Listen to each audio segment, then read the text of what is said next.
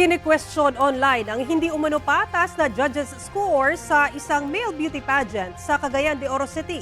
Sa Negros Occidental naman, 2 ang patay sa magkahiwalay na insidente ng pamamaril at pananaksak. Ang mainit na balita hatid ni John Sala ng GMA Regional TV.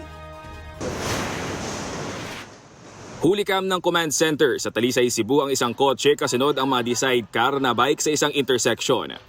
Huminto ang kotse dahil nag-yellow ng traffic light.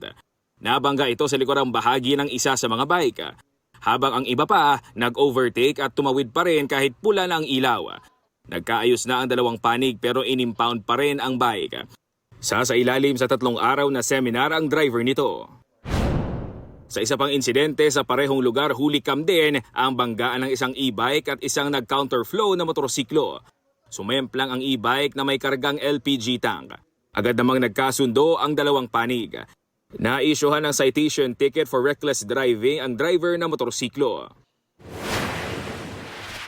Patay ang isang lalaki matapos barilin sa likod sa barangay Pilar sa bayan ng Hinigaran, Negros Occidental. Ayon sa Hinigaran Police, makikitain lang ang biktima na posibleng konektado sa iligal na droga. Sa ibang barangay, patay rin ang isang minor de edad na lalaki matapos pagsasaksakin. Ayon sa Hinigaran Police, pauwi na ang biktima ng saksakin ng 2 sospek. Nakauwi pa siya ng bahay kahit may mga saksak na sa iba't ibang bahagi ng katawan. Nadala siya ng pamilya niya sa ospital pero idiniklarang dead on arrival. Patuloy pang inaalam ng pulisya ang motibo habang tinutugis ang mga sospek. Nabahira naman ng kontrobersya ang isang male beauty pageant sa Cagayan de Oro City. Nag-viral kasi sa social media ang umano'y hindi patas na pagbibigay ng score ng judges. Kinu-question ng publiko ang lumabas na litrato ng Judge Tally kung saan makikita nakakuha ang isang candidate ng 0 score para sa character na 40% ng total score. Sinubukan ng GMA Regional TV na makuhang pahayag ng kandidato pero hindi siya sumasagot sa aming mensahe. Sa kanyang social media post, sinabi niyang nagpapasalamat siyang nakasali sa pageant sa kabila ng nangyaring issue. Nakarating na sa City Tourism Office ang insidente. Ipapatawag umano nila ang organizer.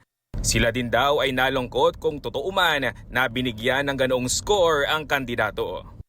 John Sala ng GMA Regional TV, nagbabalita para sa GMA Integrated News. Kapuso, para sa mga maiinit na balita, mag-subscribe sa GMA Integrated News sa YouTube. Sa mga kapuso naman abroad, subaybayan nyo kami sa GMA Pinoy TV at sa www.gmanews.tv.